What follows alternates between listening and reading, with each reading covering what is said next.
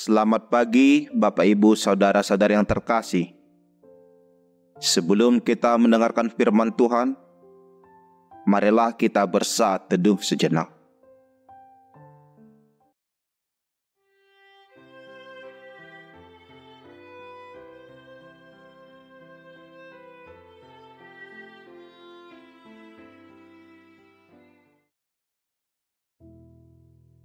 Amin.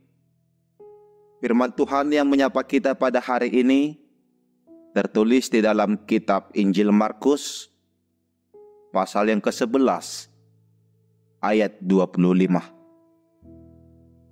Dan jika kamu berdiri untuk berdoa, ampunilah dahulu sekiranya ada barang sesuatu dalam hatimu terhadap seseorang, supaya juga Bapamu yang di surga mengampuni kesalahan-kesalahanmu.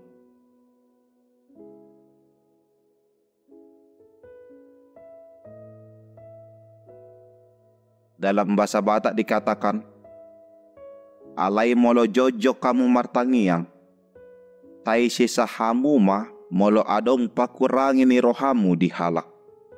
Anggiat di sesa nang amamuna na dibano kijangi salamuna.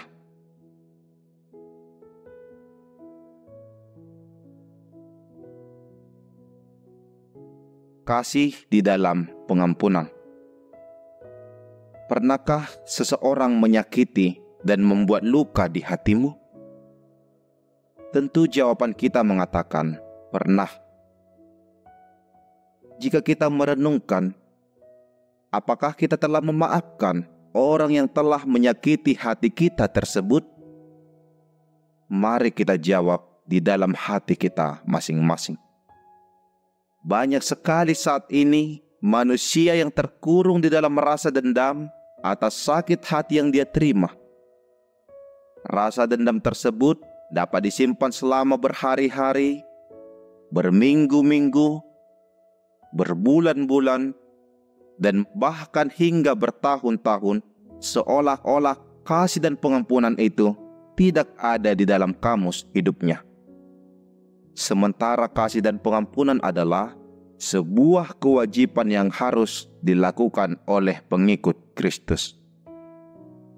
Pada nats renungan hari ini, Tuhan Yesus memberikan nasihat dan pengajaran kepada kita.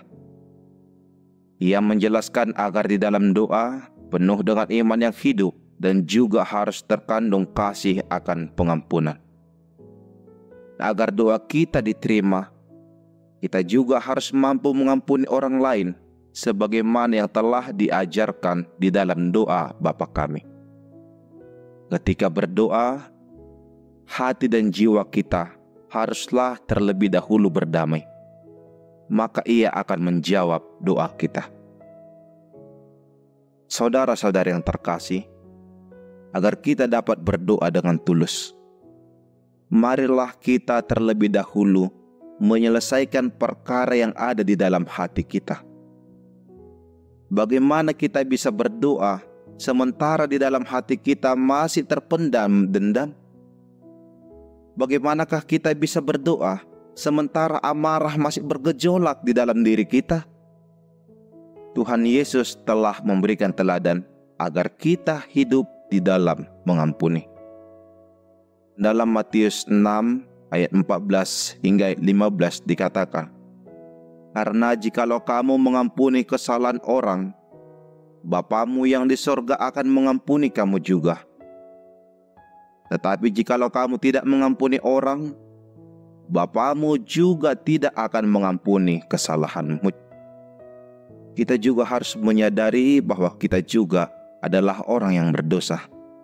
Tetapi pengampunan telah disediakan bagi kita oleh karena kasih karunia melalui penebusan Yesus Kristus. Agar kita diampuni, marilah kita juga mengampuni orang yang bersalah kepada kita. Hiduplah di dalam kasih dan pengampunan.